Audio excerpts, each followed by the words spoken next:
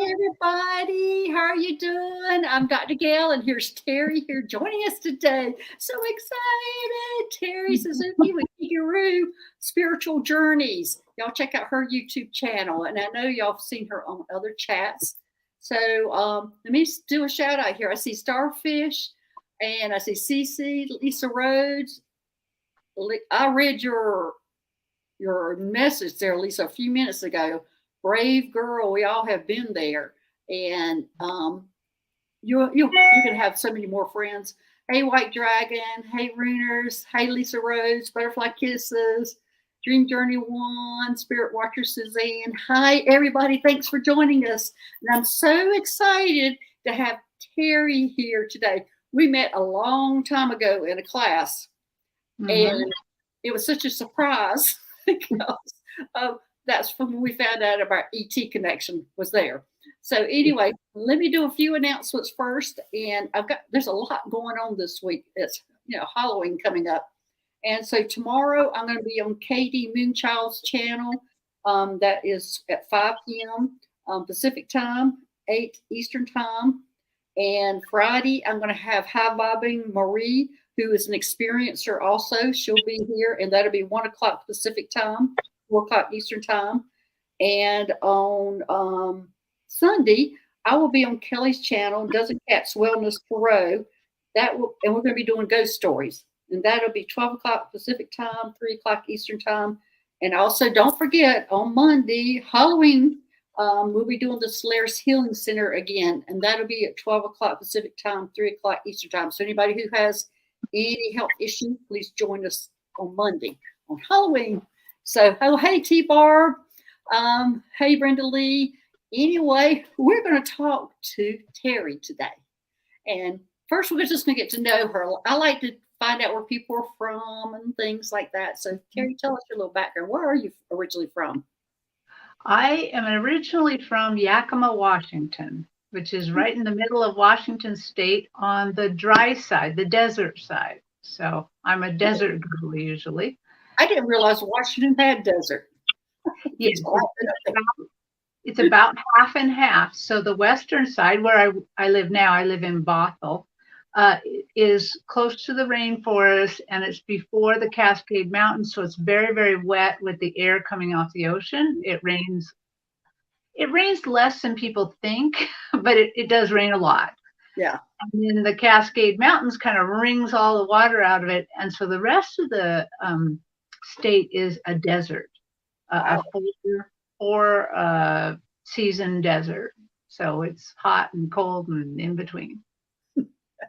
Yeah. Well, tell us about your spiritual journey then.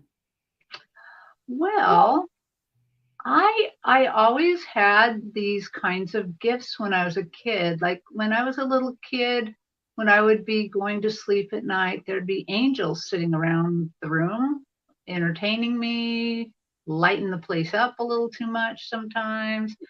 And I didn't really talk too much about it. I also think that I may have had pre-birth memories, because I remember my mom, when I was really little, like 4 or 5, I remember her saying, I think my grandfather, great-grandfather died, and I was like, well, where's he going? Where's he going? And she goes, he's died. He's dead.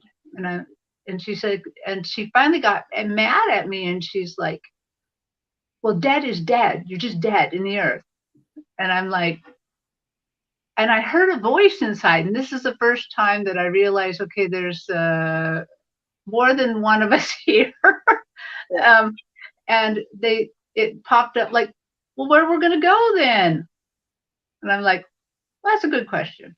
But somehow I also felt something else at the same time. And so I told another time my mom was like, you're going to go to hell if you do that. And I'm like, we were getting ready to learn how to go to communion because we grew up Catholic, and I probably didn't want to do it. And she probably said, well, you're going to go to hell. And I'm like, well, I don't know. My God's not like that. Yeah, I think growing up like that with things happening to you, a lot of times you just think it's normal for everybody. I did. I thought I was the most normal kid around, so I didn't mention much of this at all. Although I must have mentioned things along the way that probably clued my mother in that something a little more is going on here. But I just thought everyone must have angels by their bed. I'm not anything special, so everybody's got to have that. And yeah, so I just didn't think this was unusual. Right. Yeah, when I was a child, knowing people who passed, I knew they had passed. I could smell them. I knew they were there, but I didn't think it was anything different. I didn't talk about it. I thought everybody could do that. Yeah, everybody in my family that I loved when they passed, about 2 weeks later, would come and talk to me and tell me everything's all right. And so I was just like, okay. And I didn't really mention that either because I thought this must be everybody's experience because I'm the most normal girl in the world. That's kind of sounds ironic saying that now, but I know. It does. All right. Well, let me say hey to a few people like Teresa. Hey, Teresa. I saw the chromosomes in here. Hey, how are y'all doing? And I want to let y'all know Susie is in the background and she will be looking at the questions. Hey, Tina. Hey, Gina. And she will be bringing up the questions for us later, but we're going to go through a few more things with Terri and talk about how we met. And then we'll open it up the last half of the show to questions from y'all. So anyway, go ahead, Terri. So people can go to my YouTube site and watch. I've done a lot of videos about the interactions I've had with my beloved dead ones. Yeah. So they can, I don't need to tell all of those.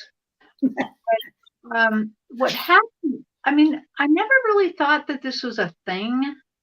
I just lived my life, and about a year and a half ago, maybe almost 2 years ago, I was working for a nonprofit writing grants, and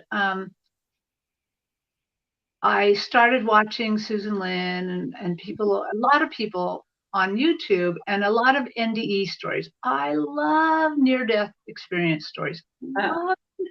It feels like home. It makes me long for home to read those or to hear them. And so I just was into it. And then my work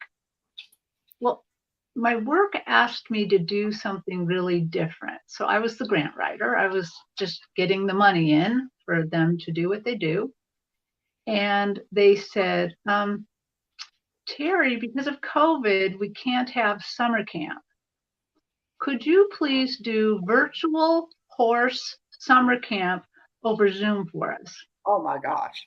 And I'm like, okay. I mean, because I'm like, writing grants is boring. So it's like, okay, sure, I'll do something else that's a little bit fun. And I had to, they were going to provide me with the lessons, and I was to figure out the technology part of it.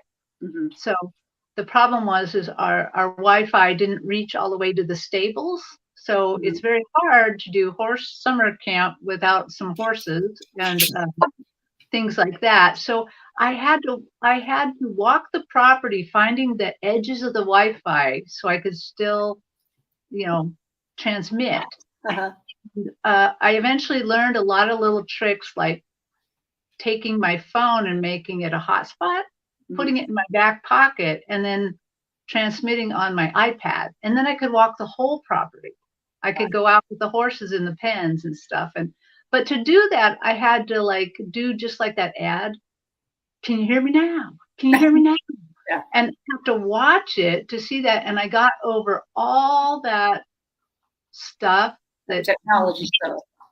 Right. You know how none of us really want to see ourselves online. They're like, how come you got so many wrinkles? What happened to that man?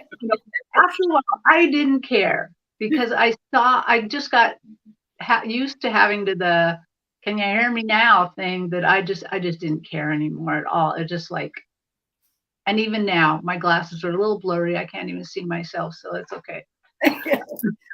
Okay. Well, why don't we go into how we met? You want to tell that story? You tell that story. You're a better storyteller than I am, so you can tell that story. I'm going to tell it as part of the story, though. Okay. So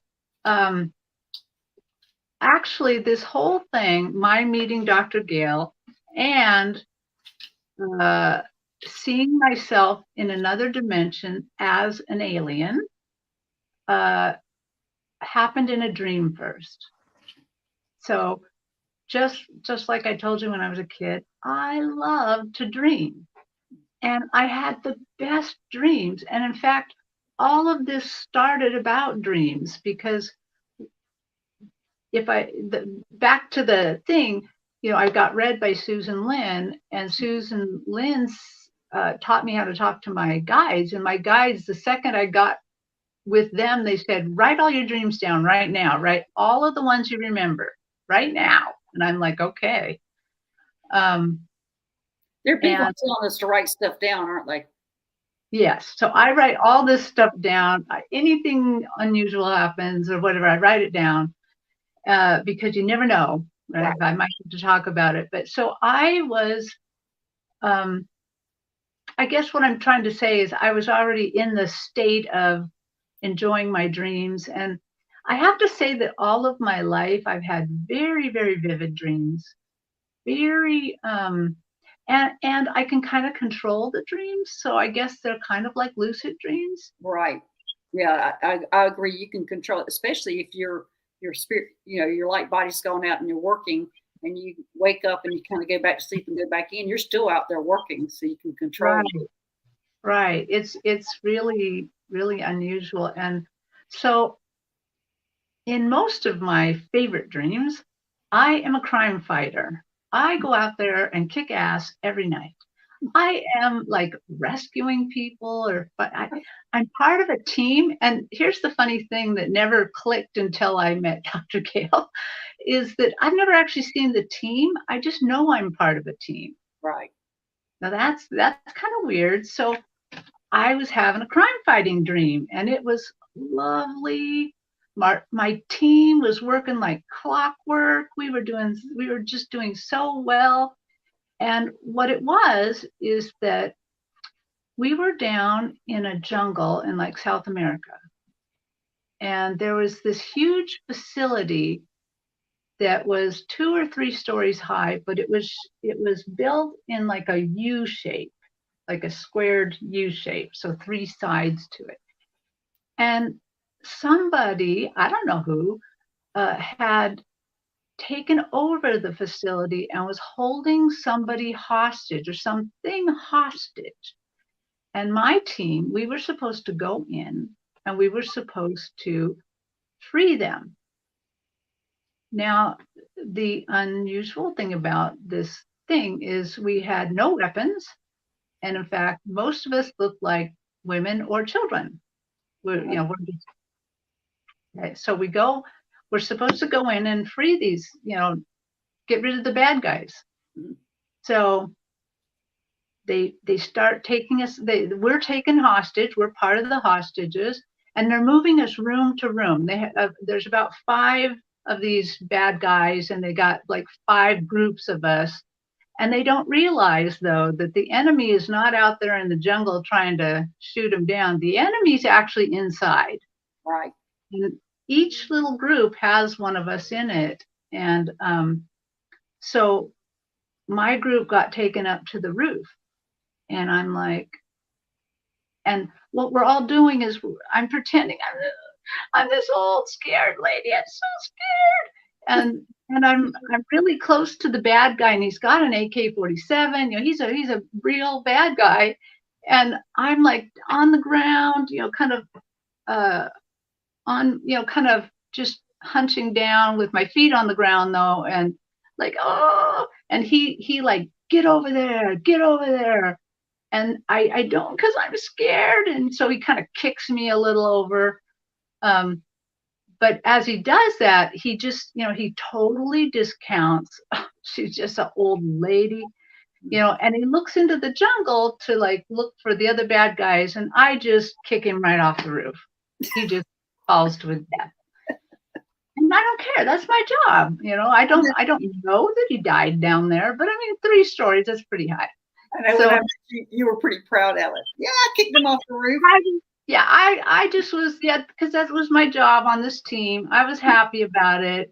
And all of the other team members did their jobs and got rid of the people as well. And so then, we got rescued. All the people that were trying to come in they came in and rescued us. So they got rid of the bad guys and everything was fine. And that's all I know about it. I know there's actually probably a whole lot more going on, but this is what I happen to know. So I'm feeling good about this dream. I'm like, this is a great dream. I'm just like, oh, cozy in bed. This is a happy dream. And just as the dream should quit, I should go on, because the everything's kind of quit. It doesn't. Right. This is what I think. Somebody forgot to turn the dream machine off. Mm-hmm. And suddenly I'm in a whole different place and I see what's really happening. I don't think that they forgot to turn it off. I just think it was time for you to know what you were doing. Maybe. I don't know. So anyway, so suddenly I'm in another place, another planet, somewhere else. And I'm in the scene twice. I'm me looking out. Right. And then I see me landing on on like a helicopter platform. So that it's like this big concrete area with buildings that's like an airport kind of. And there I am. I do not look like me. I am blue and I'm kind of tall and skinny, looking a tiny bit bug-like, but I think I'm pretty. I was very shiny blue and I had huge wings, a huge wingspan, and a little bit of feathers. And I'm just like, I'm looking, I'm like, what? What is that? And I'm like, how is that me? Somehow I know beyond the shadow of a doubt, it's me. Yes. And I'm like, what the heck? And then I realize I'm kind of rewinding a bit and realizing that back in the jungle, I was not me, the human. That Right. wasn't me doing it. Yeah. That was the other me doing it. Yes. And I'm like, okay, so they were rescuing somebody. Because I see myself as a blue Arcturian all the time. Right. So I'm like, okay, now this is weird. And I kind of take a little bit closer look. And, these wings, so I landed in kind of a lunge position. I kind of landed on it and the wings kind of bounced. And then with that bounce, I used it to kind of bring the wings in to fold them up. And as I was looking, one of the first things I was thinking, am I an angel? I got wings, I got a little bit of feather stuff going on there. And then I look a little closer and I realize, oh, those are not all feathers. And I realized that the wings actually are like knives. They're like razor blades at the end. These are deadly weapons, not fuzzy, feathery things. Right. And I'm like, what? And then suddenly I almost feel, I could be making this part up, but I almost feel like I heard an oops and somebody turned off the dream machine and I woke up with a start and I was just like, and I was asking myself these questions. Who am I? Where was I? And what the hell was that? And I'm just like, I wasn't scared. I wasn't scared seeing myself like that. I wasn't like, oh my God, my entire premise of life and God and the universe is broken. I didn't think that. I just like, okay, well, that's very interesting. I don't know what just went on. Well, I'm sure eventually I'm going to learn what this is. Then life went on, but I wrote it down. Right. So this is where you and I meet. A week later. Oh, it was a week later. I thought it was a little longer. Okay, it was only a week. Okay. It might have been a week and a half. Might have been a week and a half, but it was a week later. At least a week later. And we were in Susan Lynn's and Medium Kim Copeland's Psychic Hustle class. Mm-hmm. And in that class, they teach people how to use their different psychic senses. Everybody has psychic senses. And so anyone can take the class. It's not per se a mediumship class. It's just a psychic class. And in this particular, so what they do is they teach you a method to make contact with your psychic self and read. And then they put you in pairs with people and you try it out with each other. And so I was paired with this very nice looking lady, and she gave me a good reading. And then it was my turn to give her a reading. And the mode we were using was that we were to pick a book, any book, open the page anywhere, and read a paragraph. Oh, is that what it was? Yeah. And then the sitter or client is supposed to pick a word, and using that word, then we jump off into the reading. And so I chose The Book of Angels by Sylvia Brown. I turned to page 136. I wrote it all down. And I didn't do all that. Yeah. I started reading some dialogue, and I didn't even scan the page. It just seemed right. I read it, and then my sitter, who is Dr. Gail, by the way, but I didn't know she was Dr. Gail. I just another lady, just a person I'm meeting. I usually didn't tell people who I was in this kind of meeting. I knew nothing. Anyway, you chose the word vision from the reading. So I have my writing with me just in case I forget where I'm at. And right the absolute second you said vision, I was right back in that vision. I was right there on that planet again. And I'm like, oh.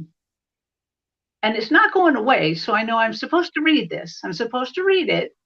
So this is supposed to be, because I was very new then. I was like, maybe I'm doing it wrong, And so I looked around. I'm like, oh, okay. And I said to you, by the way, I just need to warn you right now, this is going to get really weird really fast. And you're like, okay, you're just so calm. Okay. You're just like, oh, okay with it all. And so I tell you the dream. I described the dream about the dream machine and how that I'm in this scene, and we're in the scene right now. I'm back on the planet at the scene. And so then internally, I'm like, Terri, quit gawking, because I'm just gawking at myself, trying to what the hell are you? And I'm like, you're supposed to be reading this for this lady. There's something for her here. So in the scene, I start walking around, and I start going to the right, and I go around myself on the pad, and I notice more ETs. And so actually, I'm going to stop here real quick, and because here's what I do now. I encounter so many unusual things in spirit land that I have taken to drawing them. Yeah, I do a lot of drawing, even though I'm an artist. Yeah, and I'm not an artist, but I want to be able to show people what I see. So this is what I look like. This is a two-part view. So one kind of straight on, one kind of to the side, so you can see I came down like a lunge. Right. I kind of have a long head. So you're an insectoid. I thought you were actually a blue avian. So It could be, but I still don't quite know. I mean, I'm not drawing them exactly how they were. They were a little more feathery than insecty, but I could be I could be. Yeah, I would say it's an insectoid that you've got there. Yeah. Very green and shiny. Mm-hmm. Kind of like a bug a little. Yeah, sorry. Like a bug. I do work because, I mean, where I learned how to become a leader was when I had my life as an ant on a planet. And that's when I became out and became a leader. And I'm going, me up here? I'm supposed to talk to all these ants. And they looked at myself and I was an ant. So, so insectoids are very significant to me. And I've had the what I call the grasshoppers, praying mantis. So I've been around them, and a lot of people get scared by them. They don't scare me at all. I kind of feel like it was a little more praying mantis-y looking. Yeah, at first I wanted to blue avian, kind of angelic looking, and then I'm like, come on, own it. You thought you were hot, even though you're buggy looking. So that's how it looked, and I'll show them again later in case people didn't see it too well. But so I start to look around, and I see more, more ETs of different races, but one race is just catching my eye. Really, it was these really tiny ETs. And they're geometric shaped. There's no faces or anything. They're just geometric shaped, kind of creamy colored a little bit. And they're following each other in a path all along this cement pad. And I'm looking at them, and you can hear them talking to each other. It's kind of like a little buzzy sound, and you can tell they're talking. And I'm looking at them. And I do hope I was saying this out loud when you're reading, that I wasn't just being gobsmacked by all this. When you were reading it, no, I was just like, oh yeah, it sounded perfectly normal to me when you were telling me your information. You'd hit the right person. And anyway, so I saw them, and then I look up, and there's freaking Dr. Gail right there. I mean, I didn't know she was Dr. Gail then, but there this lady is. She's wearing a headset. She has a clipboard. She's got some nice boots on. She's talking to my boss. So as a blue whatever, I'm about 7 feet tall, but my boss is male, and he's more purple, and he's 14 feet tall, and he's all folded up, standing there talking to you about the mission. And I'm just like, oh my. I was just like, that's you. You're there. And I was just absolutely stunned, because I did not expect to see you there in any way, shape, or form. Yes, and I thought what was funny was you telling me how you were trying to stand so correctly and trying to tuck your wings in, trying to be just right. Yeah, I was trying to get them in, trying to do this. And then, so a lot of things are happening at once. So I'm sorry, I'm kind of getting a little lost in the story, but okay. Interesting. Yeah, the lady I'm reading there. I mean, it's taking you forever that you would talk about the story. That you're comfortable talking about the ETs and who you are and what you did. It's taken quite a while because how long ago was that? That was over a year ago, a year and a half ago. Yeah, so it happened in August 2021. So yeah, a little more than a year. Right. Because so I contacted her. She goes, I'm about ready. I'm about ready to talk about it in public. Yeah, I was getting ready. So as I'm marveling that the lady I'm reading is in this story, I'm drawn back to the little ETs running around, and I'm like, what are those? And my guides are saying, oh, well, they're like a provisioning team. So they know everything about all the missions all the time. And I was like, how come they aren't getting stepped on? And they said they can never be stepped on. They know what we're going to do before we're going to know what we're going to do. You just can't step on them. Right. And and then I notice as they go by, one grows. I mean, and it doesn't have a face or anything, it kind of a ghost-like shape, and then talks to you, talks to you real quick and gives you a message, and then goes back down and goes on its merry way. And I'm just like, holy smokes. I mean, this is pretty freaking exciting here. And I wish I had a team like that, that knows everything, that gets everything ready. I never have to worry about bringing anything because it's all right there. They already have it. They know everything. And as I'm kind of like marveling about that, then I walk by again. So I have got all folded up and I am walking past Dr. Gail and my boss, taking a right in to go down the hall to the team room. Now, I do want to tell everybody, I did not walk in there. And I didn't walk in there like a little, like I'm afraid or I'm blue and funny looking. I strutted in there. I mean, I strutted in there like Tom Cruise. I mean, because I'm a crime-fighting alien, okay? Yeah. And I strutted in there. And I was kind of marveling at my attitude, like, whoa, you. I do the same thing. I sit back and go, whoa, where did that come from? That was a scary person there. Yeah. Well, I wasn't trying to be scary, but I was like, wow, she likes herself a lot. And so then we're kind of done with the reading, and I'm like, what do you think of that? And you said that wasn't weird at all. And I'm like, really? And then you told me who you were and what your channel was and what you did, and I'm like, oh, wow, you really were there. How exciting. And that was the first time you had talked about it too.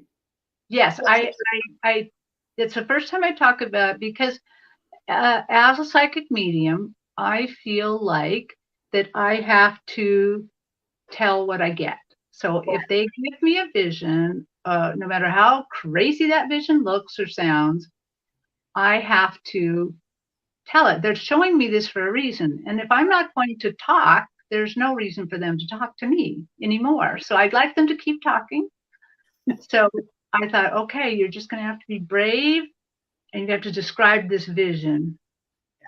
And so I did. And I was so glad when you said, that's not weird at all. I'm like, whoo. Anyway, of course, I drew out the little aliens. So there they are as they move. I don't know can you really see it or is it too much? There you go, right there. Oh. Okay. So they're just unusual geometric shapes, some bigger, some smaller. And they kind of kick up a little bits of leaves, and they're making those leaves. So they're like little flower, and little sparks. Those things are coming out from them.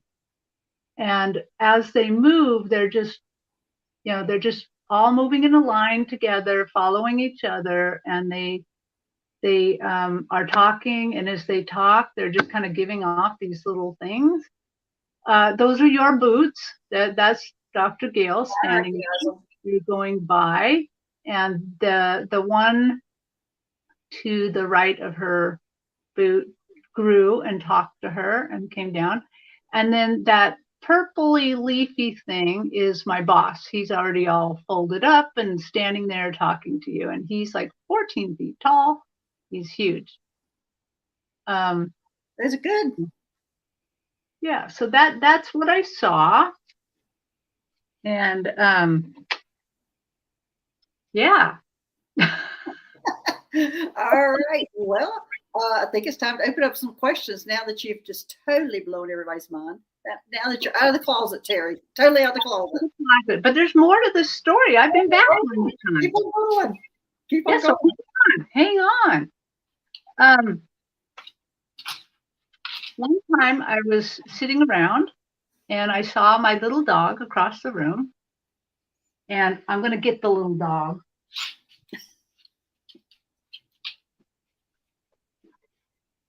This is my little Mia. She's a good girl. She's a good girl. Okay, go back to sleep. I was sitting across the room and I was just staring at her. I wasn't thinking at all. My mind was kind of blankish. And suddenly she changed shape. I just saw a flash of what she really was. Right. Well, my dog is a shapeshifter. My dog Moon, who passed away. So that didn't surprise me at all. Yeah. So I was like, wow. Now, I did not draw what she is because I've never seen anything like it. Mm-hmm. I don't know what she is. I don't, you have to have something that you've seen before to draw some, I just didn't see her long enough to be able to draw her. But if I had to kind of extrapolate like what she kind of looked like a little copper colored dragon, pot-bellied dragon. That's what she kind of looked like. Yeah. Just a tiny bit bigger than what she is. Uh-huh. And did she fly? Could she fly? What? Could she fly? Oh, she can, but I didn't see her fly. I just saw this flash of somebody else with the little wings, and I'm like, oh, that's you too, huh? Well, that's cool. And I was thinking, oh, that's your imagination, because I don't know when this happened. It happened somewhere in these times, and I just noted it. I didn't say anything. Right. But I found myself in a dream back in the scene again. And in the dream, I was just walking by you and my boss, turning right to go to the team room. And on the left of the hall, there's all these long shelves, I guess, where people can leave their belongings, before they go or something. And I look up in the dream and I say, before I even see anything, oh, there you are. And the little dragon jumps down to my shoulder. And I walk back to the team room. There you go. Yeah. Yeah. It took me a long time to figure out what was going on when you're able to physically be here and see yourself doing that. And now I jump back and forth from 3D to 5D without any kind of dream or anything like that. So I finally realized it's your light body that's going to this. Because I was wondering, is this a dimensional life? Am I seeing myself in another dimension? I mean, how is it possible?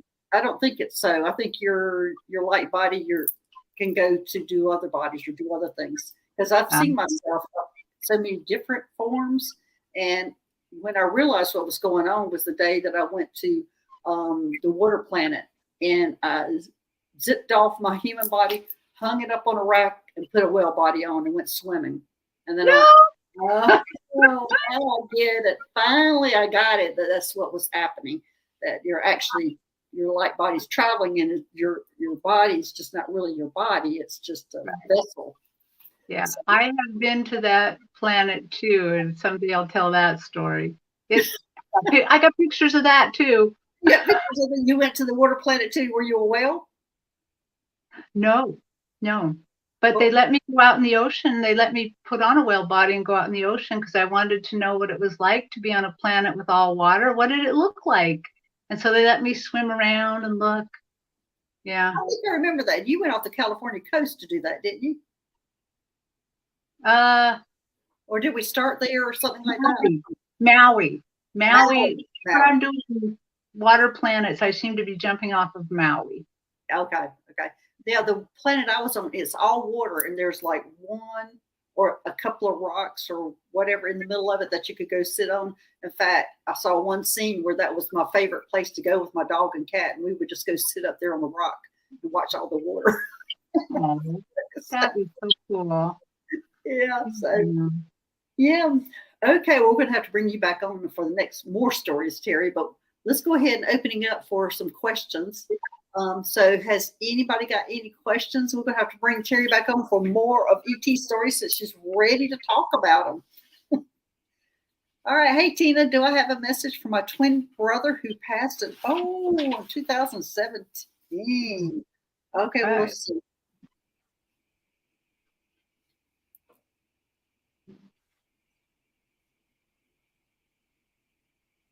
You're saying, what are you doing?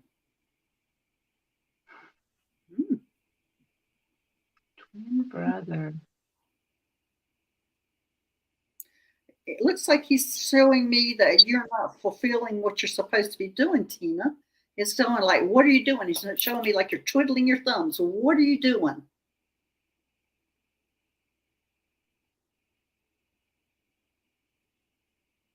Yeah, I see him on my stage, and he looks like he's ready for adventure. He looks like he's like waiting on you for adventure. So Yeah, I think he's like in athletic clothes to me too. That's how. yeah, he's kind of like, well, But it looks like he's got a gazillion kinds of sports clothes on, and he's like tapping his foot, like, come on. But it's like you're supposed to get going, quit holding back, go for it. It's kind of what I'm getting from him for in this life now. Something's holding you back. And maybe it's his passing that holds you back or holding you back. He's like, come on, come on. And So, and of course he doesn't mean come on over there. That's not no. what he's You know, get your life going. Come on spiritually. Come on, let's Let's go to work. Okay. Practice. It's just got working for a living. Yeah. So okay. He was a surfer. Okay, there we go. Okay. All right. Okay, that makes so much sense because he's dripping from water. He's dripping from like the knees down. And I'm like, and he's got all manner of sports things, including fins on the feet. So I'm like, okay, that's a lot. He's showing himself to me. He looks like he's a tennis player, but he's got a towel over and a headband on. Yeah, he's like, what's going on there? Athletic. So anyway, whatever's holding you back, Tina, he's saying it's time for. Oh, okay, that makes sense. He was the fun twin. Okay. Well, whatever's going on with you, Tina, he feels like you're holding back, and he wants you not to keep on continuing, go forth. Okay, well, let's see what the next one is. ACC, how can I see spaceships? I've seen aliens, but don't know what kind. Spaceships. I would say my first spaceship I saw was when I walked outside at 2:00 in the morning, and it was full moon, and it looked like fireflies going all over it. I do think it has to do with your vibration and that level that you have to get it up. I've also seen them. The most one that was so obvious was the one that I was at the beach. And of course, my vibration's up at that time. And I saw one come around. The sun was coming up, and it came around. It was actually over the moon. It came up and it was silver, and then it disappeared. So I think it has to do a lot with your vibrational level. CC on seeing the spaceships and also the clouds. Pay attention to the clouds here at Mount Shasta. That's all I ever see are spaceships behind the clouds. So that's what I mean. And you're probably seeing them. You probably just don't realize you're seeing them. Right. So what advice do you have, Terri, for her? Oh, well, I've never seen one, so I don't know. Oh, you've never seen one? Okay. Okay. Well, I've had a lot of sightings of them. Yeah. So, but that to me seems like when my vibration is the highest and my guard's down, and a lot of times driving for me is when I am zoning out and my vibration's high because I'm thinking about things, or either I'm singing in the car, and that a lot of times is when I see them. And so you just have to look in the sky. It's basically what I say. Just look. Okay. Well, I'm afraid to drive and zone out a little because I have driven and zoned out and then time travel suddenly. Oh, yeah. I've And heard so other people I have rules with my guides. When I'm driving and doing something dangerous, you may not take me out of my body or do anything. I'm only driving. Yeah, they give me warning about that. I've had to pull over before and find a deserted place to pull over, go do what I needed to do. So they never have pulled me out of the car like that. They've been respectful of that for me. Thank goodness. Yeah. Well, they didn't pull me out of the car, but I lived the whole thing twice, and I'm like, suddenly realized I had lived it twice, and I'm like, which one is true? What did I just do? And I can't tell to this day which I actually did. So. Oh, okay. Okay, next question, Cece. Do I have a message from my husband? Okay, let me see, Cece. You go ahead, Terry. You can go first on this one.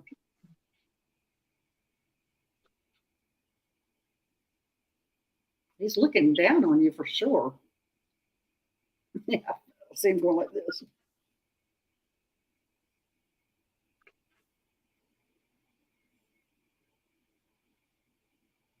Cece, is his name start with C, like Carl? That would be nice feedback if I can get it. Cece, let us know if his name starts with a C. I'm not getting a name. I just see him looking at her. Hovering over her is what I would call it. Do you have a message? So he's showing me a tree, and right now he's showing me the tree with kind of without leaves, kind of a fall tree, and my eyes are really drawn to the branches more. But his name is John. John, okay. For some reason, I kept hearing I thought I heard Carl. So anyway, he's showing me the guy that I have on stage is showing me a tree, and let's see. I think what he's showing me the tree in fall because he's saying the life goes on, life keeps going on, and he's going to be on this journey with you. He's going to be watching over, and the spring will come, the leaves will come back, and he's just showing you that life goes on. He's going to stay with you, yeah, and just watch over you and help you in your growth. Well, all I see him is leaning over you, wanting to hug you, protect you, wanting to caress you, but can't do it. That's what I'm seeing. And he's telling me that you're not doing your own self-love. So he wants you to start loving yourself and to take care of yourself. Cece, that's your message from him. And I hope that helps. And anyway, I saw a quick question from Pirouette White about the feathers. Yes, that's an ET body. That could be a blue avian that you see. So, okay. All right, next. Hey, Carmela, may I have any information on my galactic and family? Okay. And Faye family. It's just put down FAE. I'm trying to figure out what that was. Galactic and family. So we'll read about the galactic part. Faye family? Is she talking fairy? Faye usually is the fairy. Oh, maybe fairy family. Yeah. Let me see. I don't know if I can get something about all of that, but let's just see.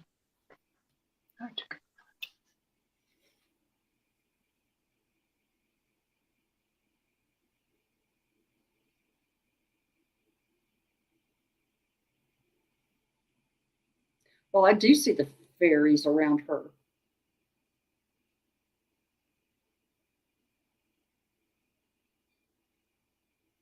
And I'm not seeing their galactic connection, though. I'm seeing a galactic connection. They're reminding me of something I just learned, and they're I think that you're Lyran, but then Lyra kind of seeded Palladian, so you're Palladian. Oh no, it is Lyran. No, she is Lyran. She is Lyran. Okay. Okay, this is a scene. Okay, you know that movie Avatar? Yeah. Those beings are Lyrans. Those beings are Lyrans. Okay, and you know the scene where they have all the flies or the butterflies or flying around her? They could be like this. That's what I'm seeing with her. So that's what it is, Carmela. You have a Lyran connection, and that connection also is with those, I don't know what they were called. They were butterflies, whatever they were. So I see that around you. So anyway, that's really interesting. So Carmela, yes, that would be perfect. Lyran. Yeah. Okay. Next question. Yep. Rohanna Wolf. Can you see the chat now? If I lift my glasses up, I can see it. The webbing between my fingers is increasing. I was told that I'm becoming a mer being. I relate more to the feline energy. What do you get? Okay. So the webbing between your fingers are increasing.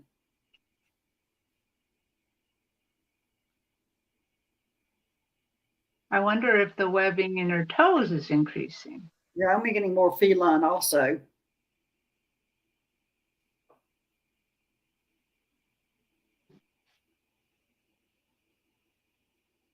And I'm seeing it in her toes too.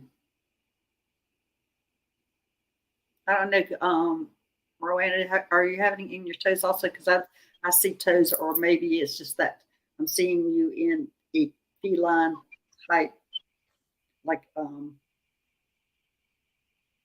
you would be like the another Lyran, but a different type of Lyran. And this is also what I have been discovering is all these categories that we call like Lyrans can be all sorts of different body types in it, Arcturians, Palladians. Right. But we have this one tunnel vision of this is what we all look like, just like if they came to Earth. All humans look different. We're different colors, different shapes. And going to these different planets, I'm seeing that face to face, and also the different plant life and other animals that are on their planets too that we don't even talk about. So anyway, what do you get? Because I do get she's got feline energy. They're showing me. So, as a lot of people know, I see a stage, and they bring things to my stage and show me stuff, and they are taking me to Greece. They're taking me to the island of Hydra, and they're reminding me. So for some reason, I can see this kind of mer being kind of in the water, kind of hanging onto the port, because all the ports are marble lined, and hanging onto it and talking to the cats. And I think I feel like what they're trying to tell me is there is a relationship between, they've all loved each other for a very long time. Cats wait on the port for the fish to be brought in so they can eat some, and the mer people like to feed them a little bit too sometimes. And so I feel like they're trying to tell me this isn't that weird. Yeah, what I'm also seeing is that she's had multiple lifetimes. A Lyran. And I see her in a Lyran body, a cat body. I see her in a mermaid body. I see her blue. Randy, you've had a whole lot of different lifetimes, a lot of different planets. So yours going to get kind of meshed together is what I'm seeing. And I think yours, what you're seeing is kind of meshing together. Yeah. So anyway, there you go. You got all sorts of energy going on with you. All right, next. Hey, Brenda Lee Lynch, can you tell me why I have no ET experiences, but I am drawn to the subject matter? You probably are having in your sleep state a lot of ET experiences. You're just not at the point where you're remembering it yet. Yeah, we didn't. I mean, didn't remember my ET experiences until a couple of years ago, and it was almost like it was a light switch. And all of a sudden, I started remembering it's a light switch for you. So I think that's also how it's going to happen to you, Brenda Lee. You have any? Absolutely the same thing, because that's how it happened to me. I was always drawn to the subject, right? But never saw anything like that until August 2021. So I think that the fact that you're drawn to it says that there probably is something happening there, or you have a past in it. Well, I think anybody, what I've always said, anybody who's interested in what I'm talking about and who's in the chat and is connecting with me, you have some ET connections, because there's a lot of them here that were working on the spaceship with me. So, I mean, who's not interested, they'll come into the chat and they're going like, well, who's that crazy lady? And so for the rest who are identifying or an understanding or not turned off or running away from it, you do have an ET connection. So.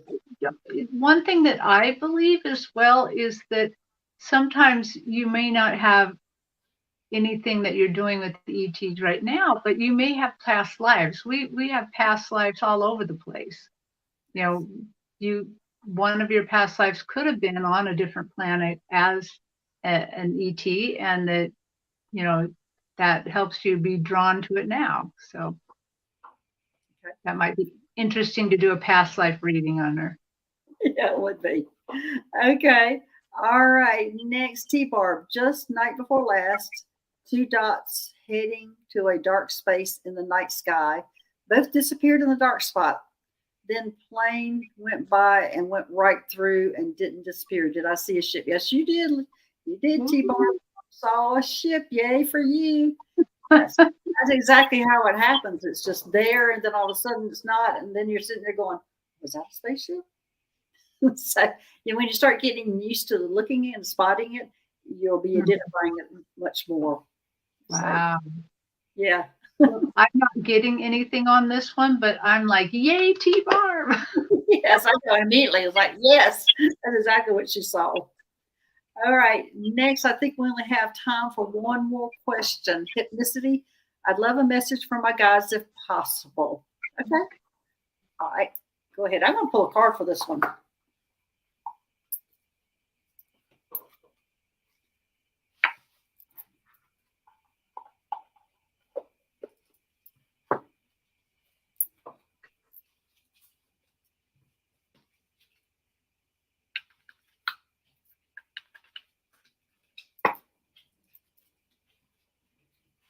Go ahead, Terri. So, your guides are kind of like on my stage, dressed like old hippies. They got long hair, they got beards, they got a lot of fishy clothes. She's got the card as the 7 Star Sisters, Birth and Creation, Tapestry, Life, and Expression. Oh, them dancing on the stage. Yeah, well, they're swaying with music. And I really think they're saying, I think what they're trying to tell me is that you should be listening to music, old music that you like.